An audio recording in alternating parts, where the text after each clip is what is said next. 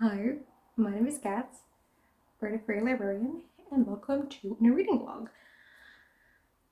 In this vlog, I will be reading some books by Asian authors because May is Asian American and Pacific Islander Heritage Month, History Month, one of the two.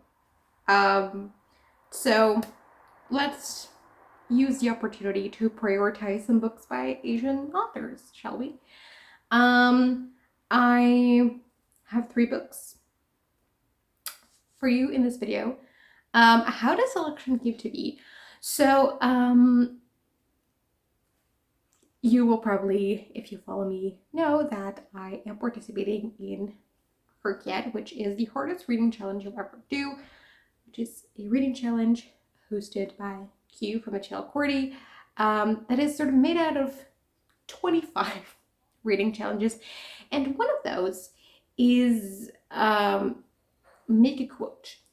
So you have to pick a quote from some like book, movie, historical figure, whatever.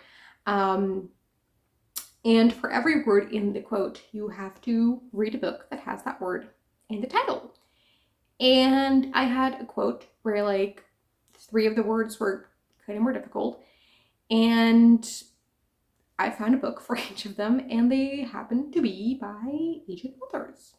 So it was like, great, how about we put them all 3 in the same reading vlog, which is this one. So yeah, let's go over the TBR. The quote that I have for Herkiat is "A million dreams is all it's gonna take," from The Greatest Showman, of course. And so I need a book with the word million in it. And for that, I went with A Million to One by Adiba Jaigirdar. This is a historical fiction. It's a heist story set on the Titanic, which sounds fun. Let me read you the synopsis.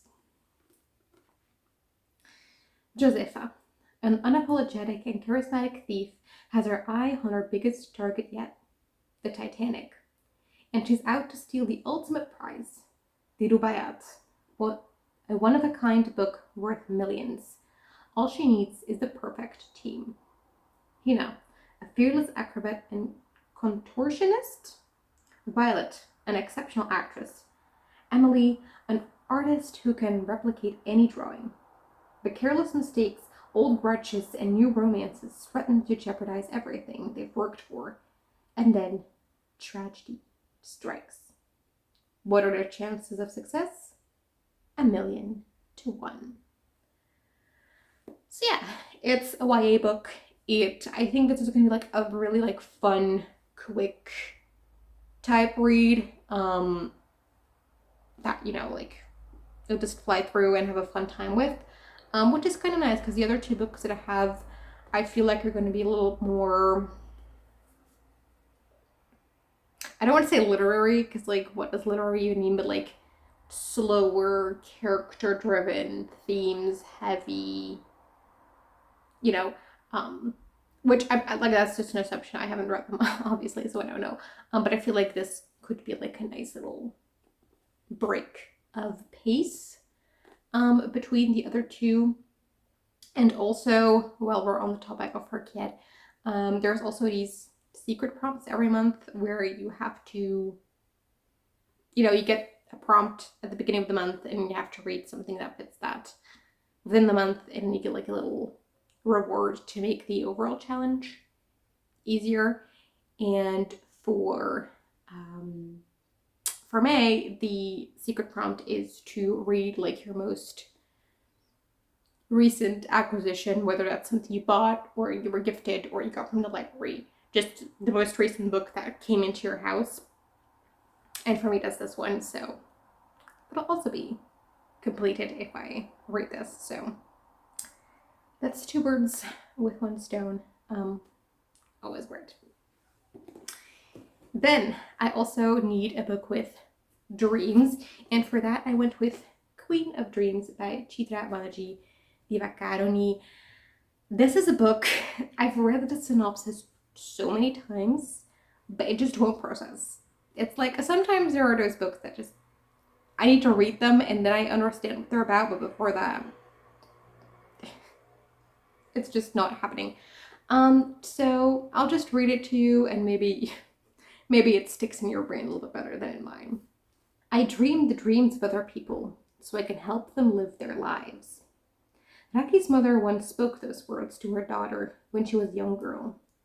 But now Raki is an adult, one in need of help to live her life.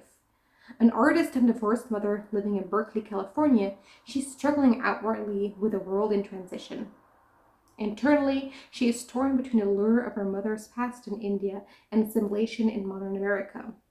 But then, after her mother's death, Raki discovers her dream journals, writings that prise open the long-closed door on her past, define her identity, and bring new color to her emotional landscape. She begins to discover, as her mother innately knew, that a dream is a telegram from a hidden world. But not everything about Raki's present world is hidden. Cultural obstacles at odds with modern American values, whatever there are, see Raki and her friends branded as terrorists, a label that launches them into a nightmare they could never imagine. Around their story, Chitra Divakaruni has woven a vivid and enduring dream, one that reveals hidden truths about the world we live in. So yeah, it's going to be a story about being Indian American, but also dreams and mother-daughter stuff. So yeah, it sounds interesting. This is also on my 26 books to read in 2026. So good to tick off one of those. And I just wanted to try this author for quite a while, so happy that I finally get to do so.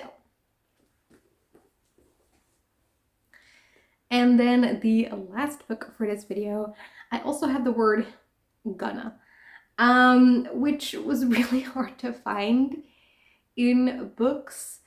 But one of the earlier Secret Promise words, I think it was like January, maybe February, you could stretch one of the prompts a little bit, like slightly alter the rules so that a book that almost fits would fit. And so I used it on the word gonna to say like it just needs to have the letters in the title, not the exact word. And so for that, I went with Where We Go When All We Were Is Gone by Sequoia Nagamatsu. This is a short story collection. It's pretty short, but it does have a lot of stories in there, so they're going to be really short. So I'll just read this a little bit in the background. A few stories here and there. Like for a short story collection, like the synopsis, it doesn't say quite as much as for like a novel, but I'll still read it to you because I think that you can get kind of the vibe of the stories out of it sometimes. You should be here. He's simply magnificent. These are the final words a biologist hears before his Margaret Mead-like wife dies at the hands of Godzilla.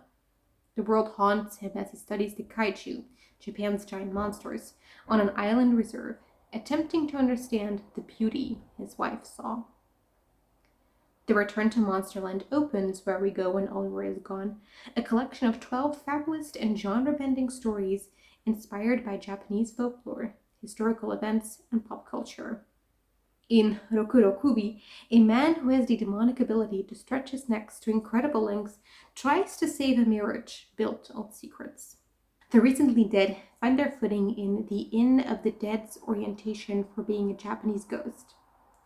In Girl Zero, a couple navigates the complexities of reviving their deceased daughter by the help of a shapeshifter. And in the title story, a woman investigates a month-long dancing frenzy in Tokyo where people don't die but are simply reborn without their memories. Every story in the collection turns to the fantastic, the mysticism of the past, and the absurdities of the future to illuminate the spaces we occupy when we, as individuals and as society, are at our most vulnerable. So yeah, it sounds interesting. And this one I can also use for our fantasy, because for our fantasy you have to read a short story collection, so that'll happen. I also like the cover a lot. I think it's very pretty. So yeah, I'm very excited about these books. I'll get to reading them, and I will talk to you once I have updates on any of these. Okay, it is a few days later, and I have updates. So let's start with our short story collection, Where We Go When All We Were Is Gone by Sequoia Nagamatsu. I've read the first 4 stories according to my e-reader. That is 44% of the way through, and I'm really enjoying this. These stories are just so interesting. So I'll just go over the ones that I've read. So the first one is The Return to Monsterland, and this is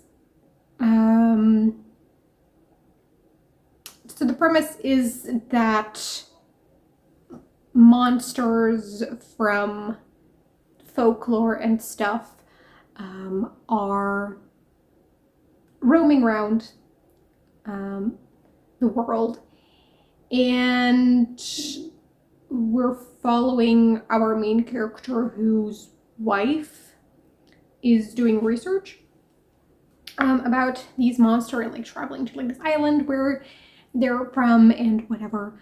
And we sort of start up the story with the wife getting killed by Godzilla, and then we just follow things from there. But we also get like letters from the wife to the daughter from back in time, and it's basically about, you know, grief on one hand, but also just finding the marvel in these creatures that society sees as dangerous, and just realizing that these are also just living beings that just want to go about their day and be safe, and they're not set out to destroy humanity, they just want to live. But if humans keep attacking them, then they're gonna defend themselves, obviously, which is also what happened in the Godzilla situation. And I thought that was really beautiful, especially because like the main character, he did not really think of these creatures as beautiful or wonderful. He thought of them as like scary and things that shouldn't exist, whereas the wife is very enamored by them and very interested in them, and has learned to see the beauty.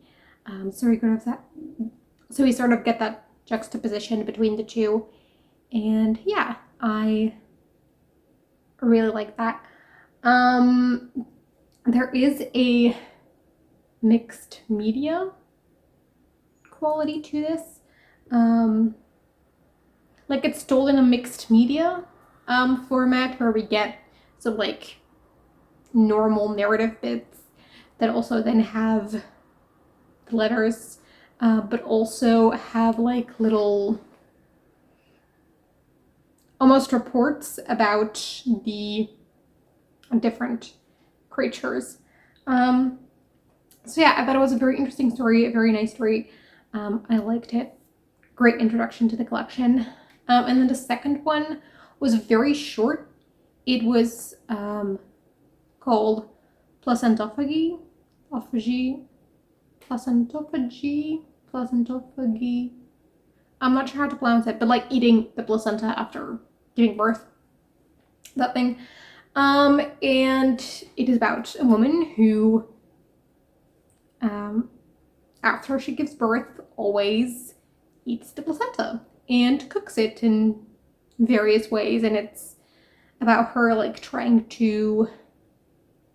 we're basically following her trying to decide how to prepare it and then preparing it and eating it. So it's very short, but this is different because this time the child didn't survive.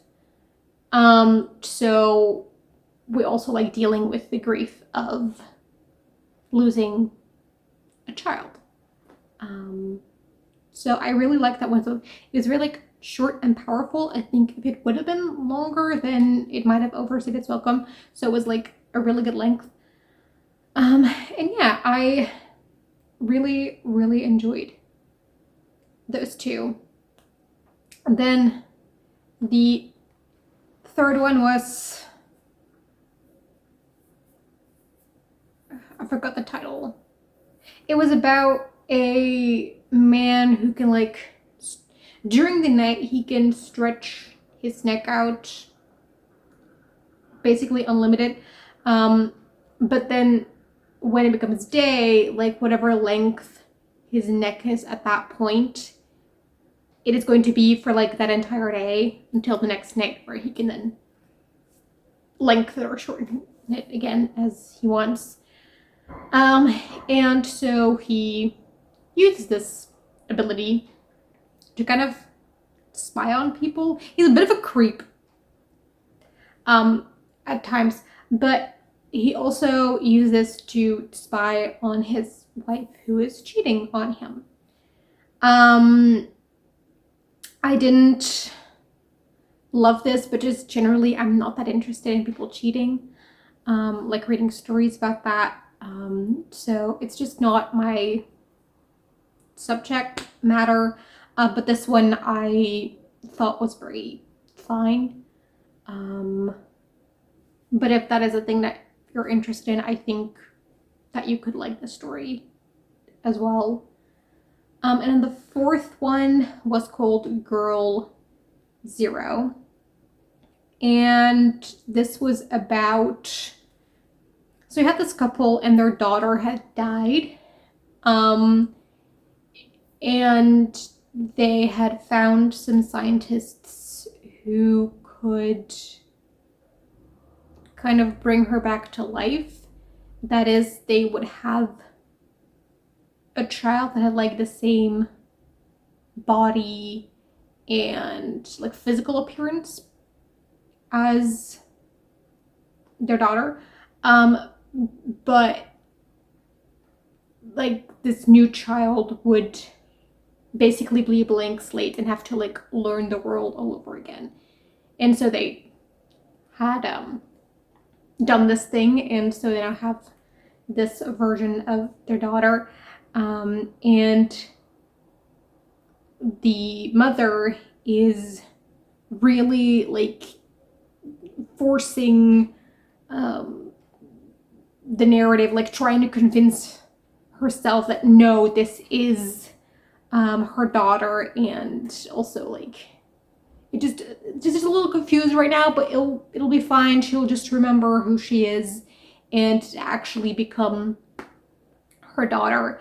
And so like every little deviation that would be different from how her daughter would do things, like she just won't allow. It's like,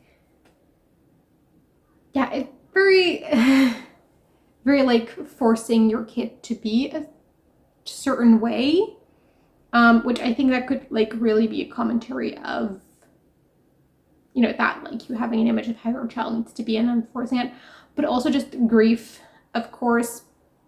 And then there is a thing that like this child is disabled or was disabled, and we have some like very uncomfy stuff with that, but like in the way that it's the character is doing uncomfy stuff and not the narrative perpetuating uncomfy stuff. So yeah, I thought that was a very interesting story as well. So far I'm really enjoying this collection. I'm pleasantly surprised. Like I thought I would like this, but I didn't know I would love it as much as I currently am. So yeah, I'm really happy to continue reading this.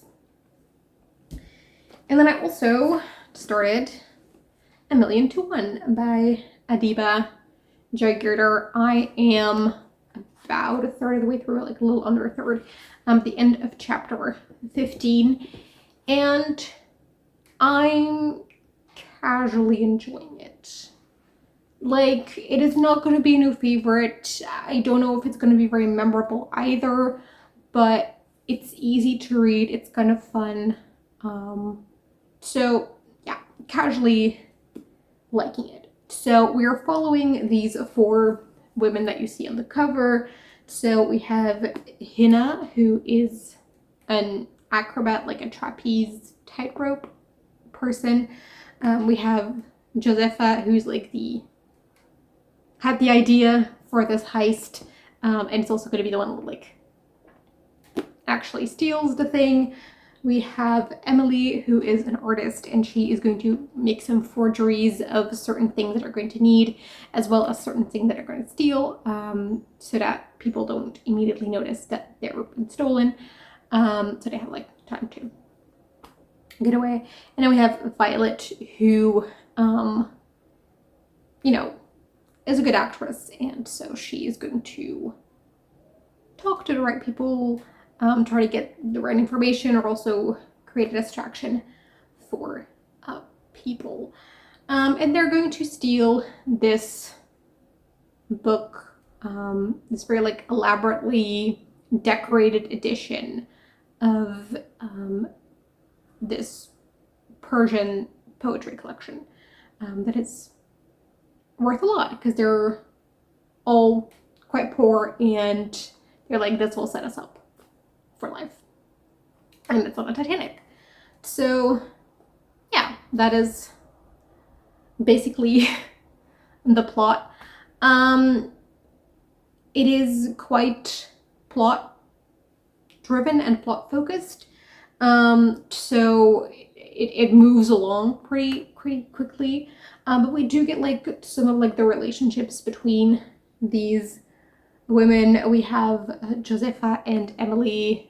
They have like a little romance thing going, which is really cute, which I'm happy with because I feel like, at least in my experience, male romances get to be cute, but like sapphic romances are often more hot and heavy.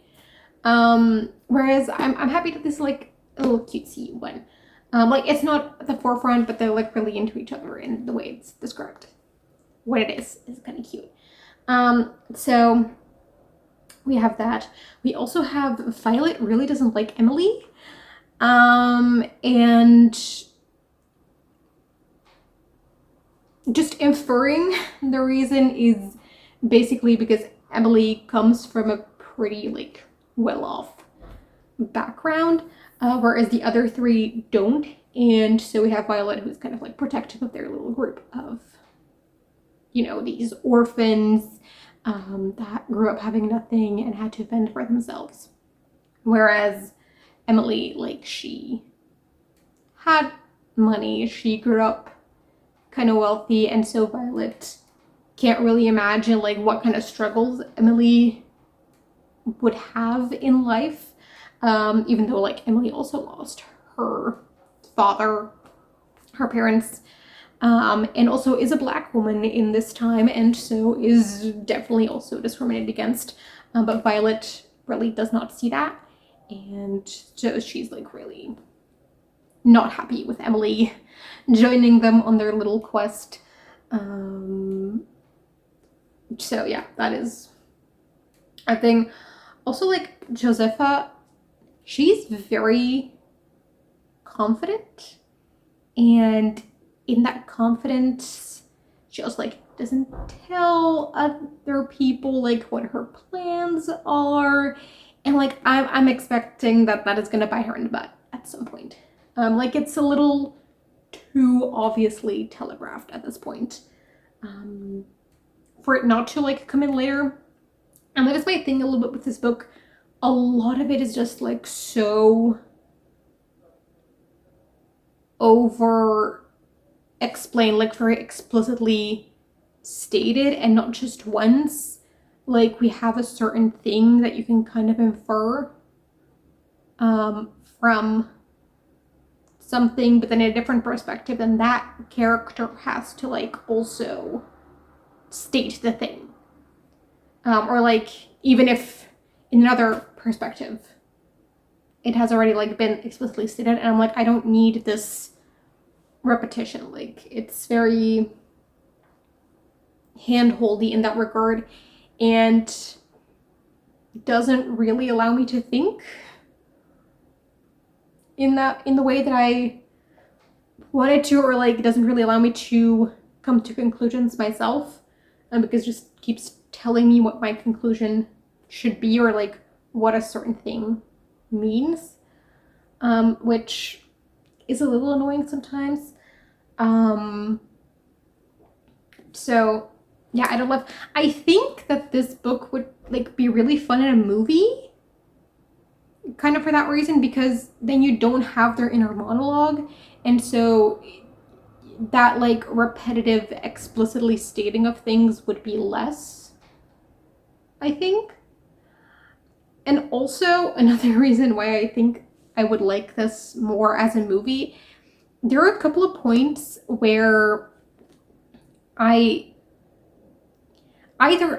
just picturing things wrong, like places, or the things mentioned in here are just don't make sense, like spatially, or certain actions. I'm like, how does this like physically work? Because what I'm imagining if I'm reading this makes no sense, would not work.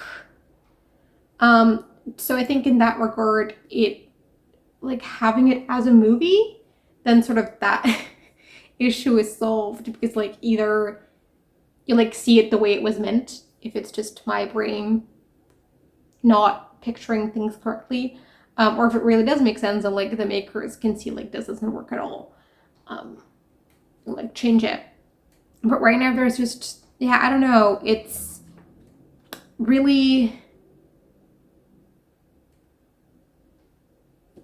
odd. Like there was one moment where Hina, she wanted to get into the kitchen, and so there was this waiter coming with like, you know, like a rolling thing to serving tray, trolley, whatever, and she wanted to get into the kitchen without being seen. So like as this waiter with this trolley was passing, she kind of jumped into it, like I think the bottom thing, but the waiter didn't see her because he was focused on the doors. And I'm like, you would notice it if like a full grown-ass human would like jump onto the cart that you're pushing. That is not something that you would not notice. So either I just interpreted what was happening completely wrong, or that just doesn't work at all. So like there have been a couple moments that I'm like, wait, what? And I had to like reread a scene a couple times to make sure that like I read it correctly. So those moments are weird. But like this is a fun book if you don't think about it too hard. Let's keep that. If you're just like along for the ride, I think that this could be a very fun read. But if you think about stuff for a little too long, then certain scenes become really weird. But yeah, other than that, I'm still having fun with this. As I said, it's not going to be like the most memorable thing ever, but it's like it. I don't mind reading it. I'm having a decent time. So yeah, that is my update. I will write more of this. I don't know if I'll make a 2/3 update. It depends on how much new stuff I'll have to say. But otherwise, it's just gonna be like at the end of the book. We'll see how many thoughts I have. Yeah, but I'll talk to you when I have more updates. Bye. Okay, I have updates about where we go when Oliver is gone. I'm still reading A Million to One, but I'm like 50 pages from the end, so I will talk to you once I finish it, because it's kind of dumb to like do it a bit now. And then like repeat myself at the end of it. So But I want to talk about Where We Go and Always Gone. I read 3 more stories of it, and I'm continuing to really, really like this collection. Like, this is heading in the direction of my favorite short story collection of all time. So, yeah, I'm really enjoying it. So, the first one that I read was The Peach Boy, which reads like a fairy tale. It's very interesting. I'm not going to say too much about it because it's really, really short. But it's about, like, you know, a couple who wants children, but their wish just keeps not being fulfilled. And sort of it goes from there. And it was a very fun one, a very interesting one. As I said, a very short one as well. Very fairy tale-esque also because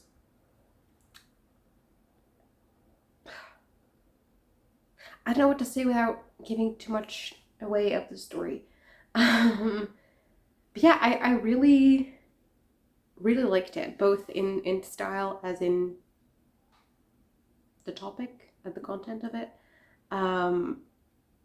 Yeah, this was a great one. I don't know what else to say really about it because it is so short and I don't want to spoil too much here. But so yeah, I really liked it. I really liked the ending too. I liked how the ending sort of... It was an ending that was sort of the start of the rest of the story, but like the rest of the story sort of left up to imagination type of thing. Like that kind of ending, a bit open. I liked it. I really liked it. And on like a hopeful note. So yeah, great story. Love that. Then there was, I need to read it. The Inn of the Dead's Orientation for Being a Japanese Ghost. And this one was structured as like a little leaflet, almost. A little like introductory little book that you would get upon entering this inn to like tell you how things work and what you can expect from it. And yeah, it went over like the different types of ghosts that there are and you know what they do, how they come to be. So I think it was a very interesting exploration of the afterlife.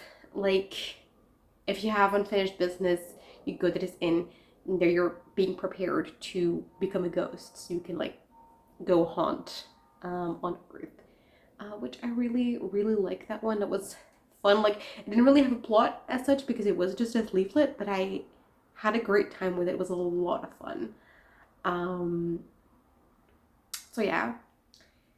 And then there was The Passage of Time in the Abyss, which was my least favorite so far, I think. Not that I didn't like it, it just didn't speak to me personally the way the others did. So it's on a boat and there's a storm, and it like jumps back and forth through time in a way that feels a little chaotic at times, but not jarring or confusing necessarily. Like, it's not always made clear to what time exactly you're in right now, and how this particular paragraph, you know, stands in relation to the other paragraphs, but it doesn't, not in a way that makes the reading of it confusing. It's still, you can still sort of get a grasp of what is happening, even if not every single detail is being directly told to you, you can kind of like still get the picture of what's going on. Which I like that. Yeah, I liked the structure of it with the jumping back and forth. It's just like, you know, the storm on a boat and then danger of, you know, well, what could happen, and then in the past where someone has already died in that way. It's just like, I like boats in real life, but I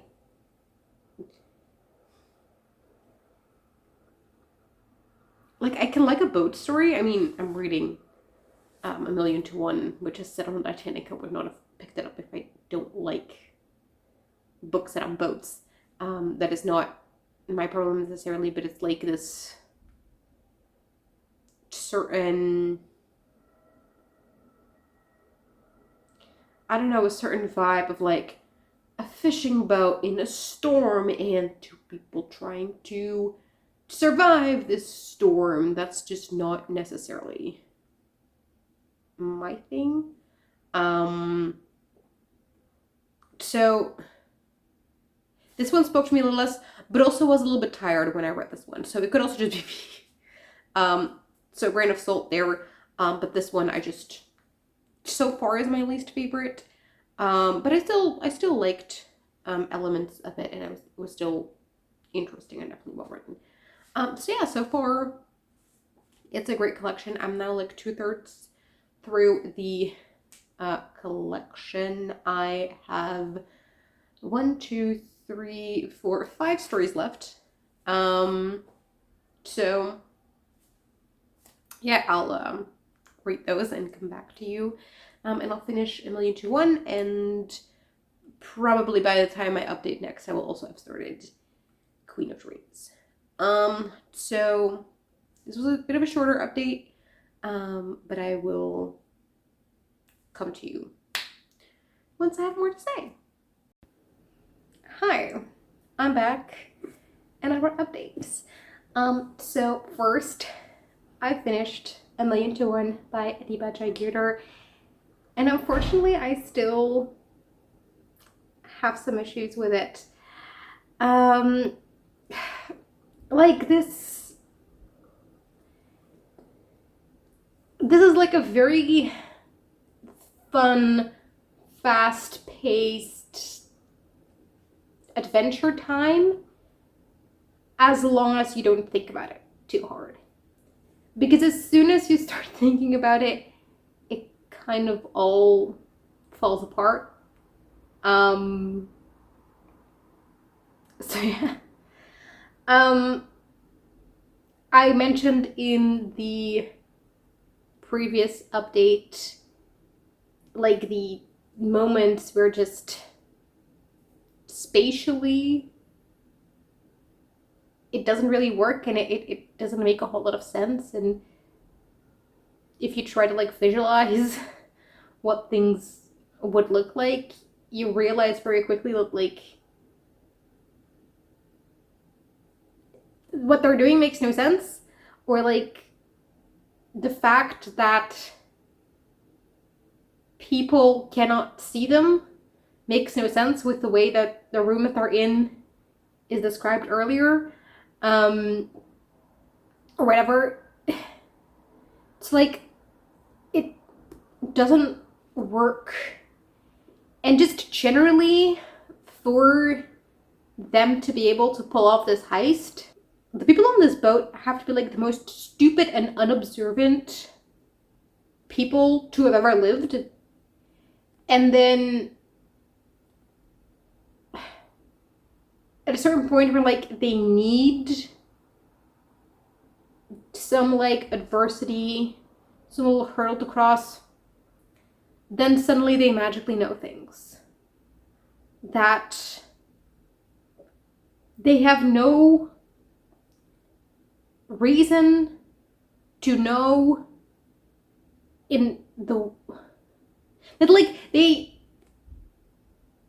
should have known already, but like they should have known that a lot earlier and not in the way that it's said here that they figured out that they're up to something. Like,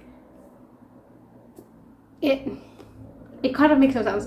Also, thematically, I think that this book really falls flat. Like, there is some talk about discrimination and racism especially, but also just classism. And there was especially this thing that I thought was very interesting where Violet, where like we have Violet who always grew up poor, but she's also white. And then we have Emily who is black, but also grew up wealthy. And so both of them have like the privileged position in one regard, but the marginalized position in the other.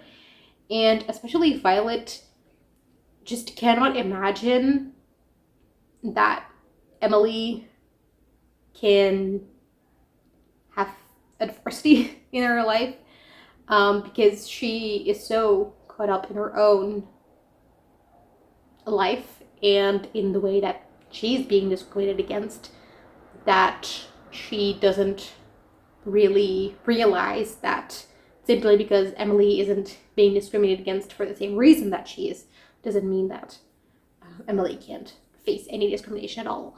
And I think that that is a very interesting concept to explore, especially in a YA book. I think that would be very interesting, except it is just stated. It is never shown to us. Like, we are told that Emily and Hina are treated differently because of their skin color, but we never see that. And like, I'm fine with them not really facing any racism in this book. I'm fine with that. I think that it's important to have stories where people of color can just live and have a fun adventure just like white characters could. I think that it's very important for those books to exist. I think it's also important for books to exist where racism is like a topic that is tackled. But like, you can't do both at the same time. Either you choose to tackle racism as a theme and then you write a book in which people of color are treated differently, or you don't include racism at all in your book. And again, I'm fine with either one, and it's also not like it's historically accurate type of thing, because like, it's fiction. You can do whatever suits your story best. But I think that the way it was done here just didn't work and made all the thematic discussion fall completely flat. So yeah, overall, I think the plot kind of fell apart. I think the thematic discussions rung hollow. The characters were fine, but they weren't bad. The character work wasn't bad, but not enough to save this book for me. So I'm kind of bummed, because I didn't think this was going to be like a 5-star. I never thought that this would be like a new favorite or anything. But I just thought I'd have a fun time with this, because there was potential, but I didn't think that the execution of it,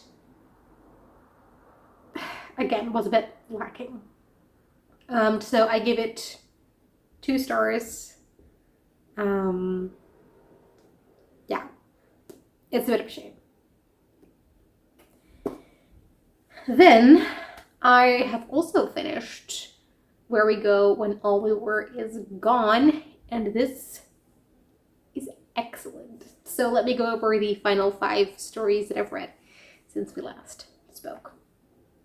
So first we had The Rest of the Way, which is about a person who used to travel with their partner, and the partner on one of the travels passed away, and him sort of trying to deal with that, and also kind of imagining all the places that they haven't visited, they would have been able to visit together if this hadn't happened. And so you have like a bunch of travels or trips described, some hypothetical ones and some that actually happened, where like you can tell from the text which is which, but it's not like clearly indicated. It's kind of as if it's just one continuous stream of trips without really a clear distinction between them, which made it really nice and beautiful, and I really liked it. And just the main character having to, now do these things without his partner. I think that was a beautiful story. I really liked that. Then came the titular story, Where We Go When Oliver Is Gone, which is about a group of people who are dancing, and one of them at one point just started dancing, and then people joined him, and they just kept dancing the entire time.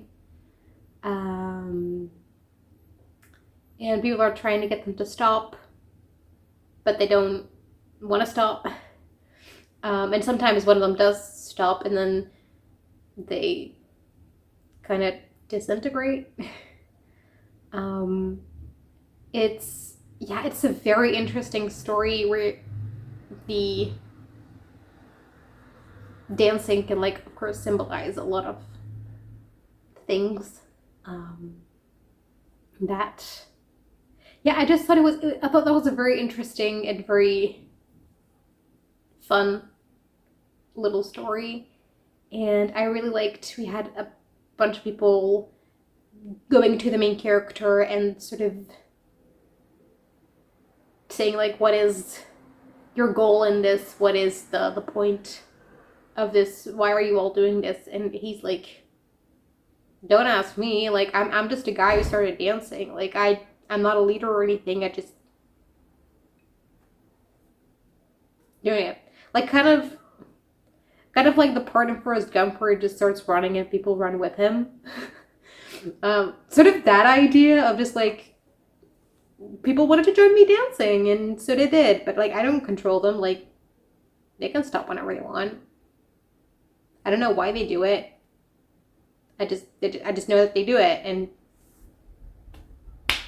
I don't know. But I thought it was really, really beautiful. Like, sort of a way to leave normal, everyday, mundane world behind, and just be free in your dancing, and not be controlled in that way, where the people push back because they want to control them.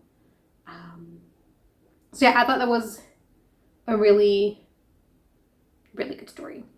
Then there was the Snow Baby, which was again a very short one. It's about a baby made of snow, and so then in summer it became smaller and smaller and smaller and smaller until it became so small that you couldn't see it anymore. And then when winter came, it became bigger again. This one, like, was fun, but this one didn't do all that much for me personally. Like, I liked it, but that's also about it. Then came my favorite story in the entire collection, and that is Headwater LLC. This is about this company that does like water like bottled water thing where they use kappas, so the Japanese mythology folklore creature, to like alter the water so it becomes kind of addictive, but also have these magical properties, like it can heal you, it can make you stronger, and all that.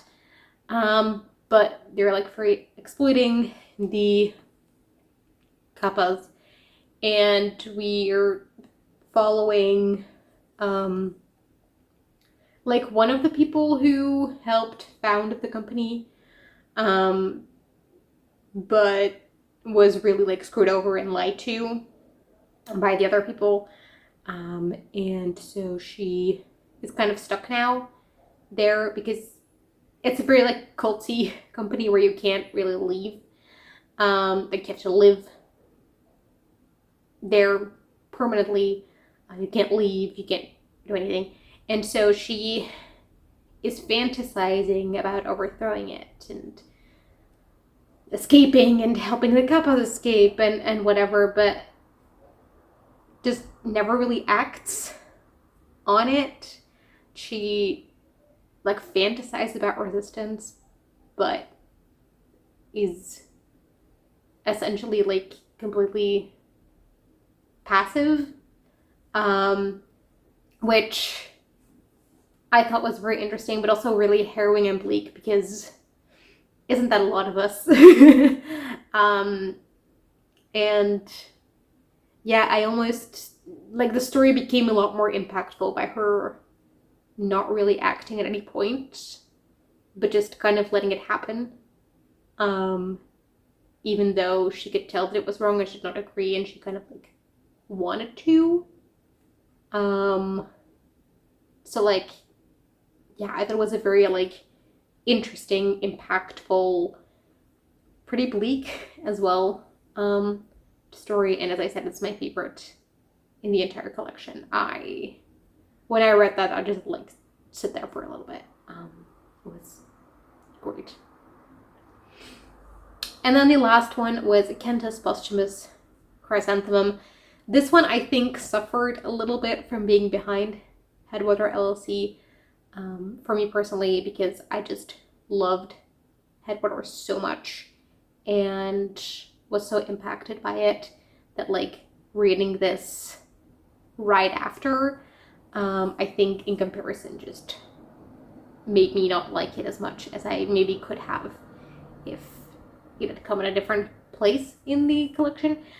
But this is about a man who lost his son, and we're following him and his like granddaughter and his daughter-in-law, sort of trying to navigate that and dealing with that grief. So yeah, this was interesting. We had a bit like fireworks in it. They were like creating fireworks to honor Kenta. Like, I did like this one, as I said, but again, it didn't impact me quite as much as I think it would have if it had been a different place in the collection. And so I don't have that much to say about it for that reason. But so yeah. So that was the entire collection. I thought that this was excellent. It's an easy 5-star for me. Great collection of short stories. If I would have to rank them, let's torture myself. Okay. At the top goes Headwater LLC. Obviously, that one was great. Then comes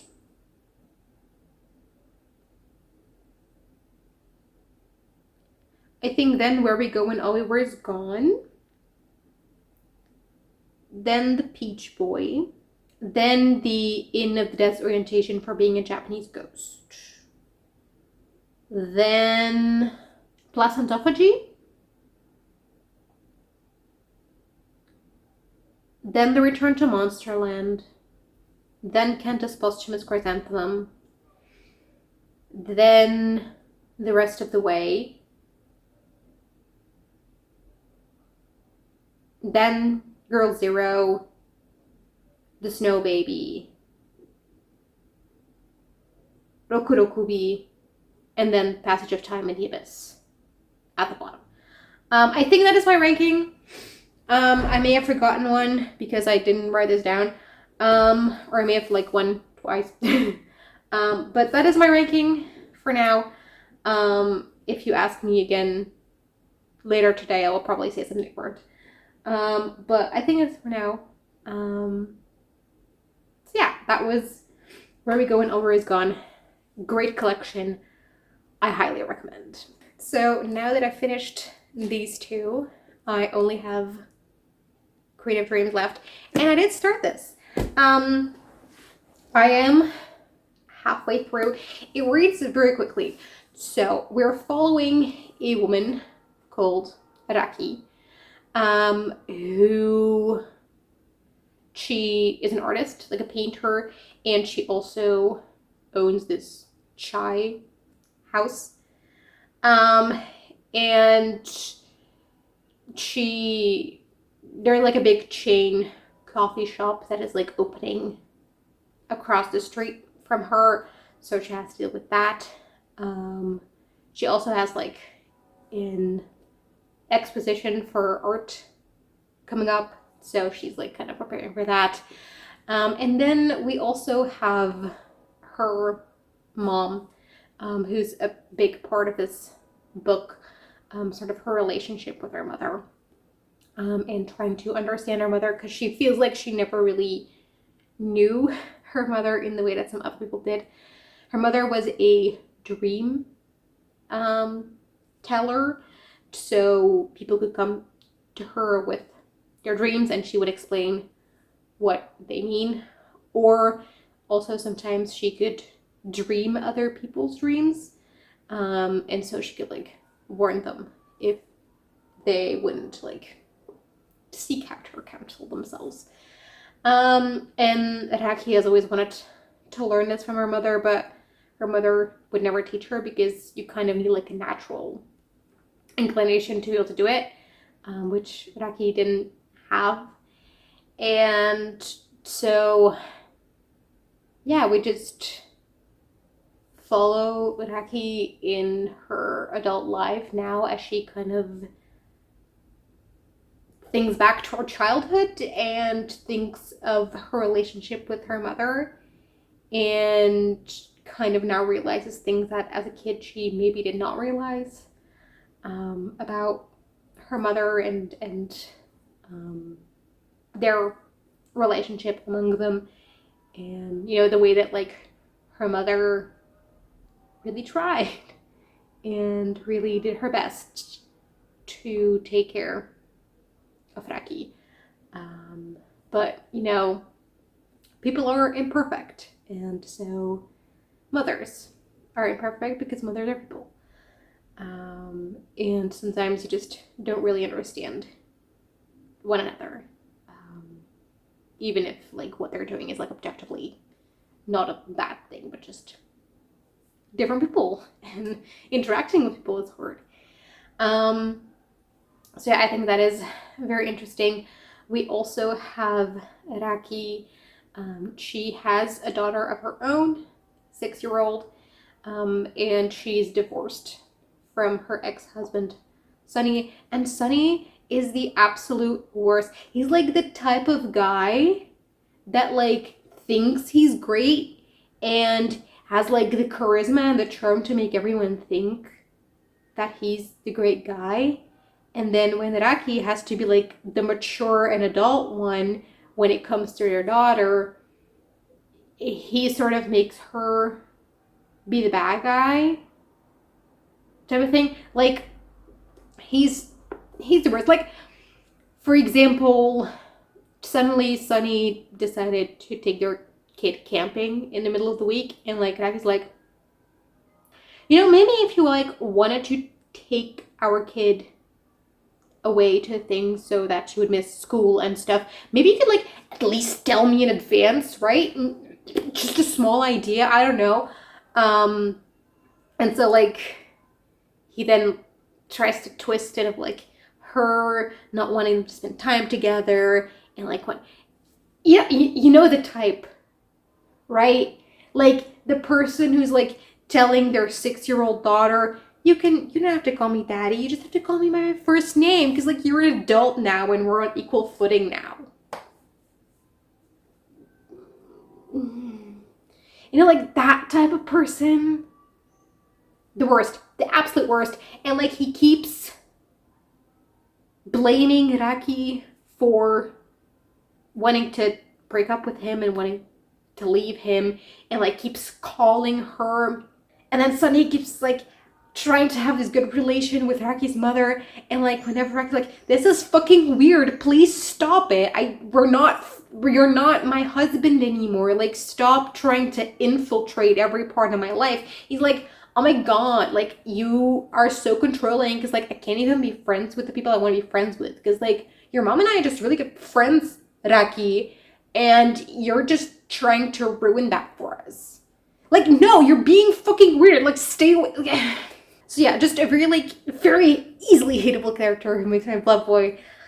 And he's like the worst type of person, in my opinion. Like, if you're gonna be an asshole, just be an asshole. Don't be like slimy and be a hypocrite and be, I don't know, like, ugh, yeah, I hate it. So yeah, that is where I'm at. I do really like the writing. It's very, it flows very nicely. So yeah, definitely very well written, very beautiful. I read it pretty quickly too. Like not much happened. It's more character focused. So like plot wise, it's not very like action heavy or anything. But yeah, I'm having a great time with it. I'm really enjoying it. And if the second half is as good as the first half, then Chitra Divakaruni is definitely an author I would want to read more books by. So yeah, that was my long update. I will just finish the last 150 pages of Queen of Dreams, and then we can wrap up this video. Okay, I finished Queen of Dreams, and this was really good. It is just an exploration of the character of Raki as she, you know, learns things about her mother and sort of puts her relationship with her mother into a new perspective, and her relationship with her Indian ancestry. And the story sort of asks the question of what is authenticity? Because we have her at the beginning of the book really holding on to this set idea of, you see, like traditionally Indian and no influences from outside because that's authentic to her. But slowly as the book progresses, she realizes that that is not real authenticity, that is sort of a created idea of what India is, not what it actually is. And she embraces influences from other cultures. She allows this culture to breathe and to live. And yeah, I think that is very beautiful. I really, really enjoyed this book. I think it was great. There were a lot of different components in it, and I think that a less skilled writer would not have been able to pull this off. Divakaruni really did. There is one thing that I hadn't mentioned in my earlier update, but this book it kind of switches between 3 POVs almost. So you have the dream journals, which is Rocky's mother writing these journals. Then you have like first person POV from Araki herself. And then there is another that is also kind of Araki's POV, but that is told in third person. And I'm not, at first I was like, why does it switch between those? Because I couldn't really, I can't really tell like what the difference is between the chapters in first and the chapters in third person, like as in why is this chapter in first and not this one type of thing. And I'm still not entirely sure. But at the end I kind of like it. It just, I don't know, when the switch happens, it sort of adds this, you know, when we suddenly in third person, it sort of adds this distance and kind of, yeah, distance, I don't know, or distant feel to the narrative, that just adds to the vibe of the book. I don't know, because it has like a very dreamlike quality in places. There is magical realism in this book, and I think that sort of that elusive feel kind of is more present as we switch in that way. And I think that that is also what made it work, that we have all these different elements and threads that don't necessarily fully tie in together, but we're sort of floating from one to the next in just a full picture of who this woman is. And I think that was really, really beautiful. The ending, as in like the very last chapter, it's really odd because on the one hand it feels almost misplaced and I'm like, why is this here? But at the same time it fits really well, and like thematically I don't know, I there's a lot of things that like I rationally cannot really like pinpoint or grasp what it is, but just feeling it, I love it. I had an amazing time with this book. Near the ending, we do have 9/11 happening, and so we also kind of get to see a little bit of the aftermath, and especially how things change for brown people in the United States, and how suddenly they're viewed very differently, they're treated very differently, and that part was really heartbreaking to read, just that entire section,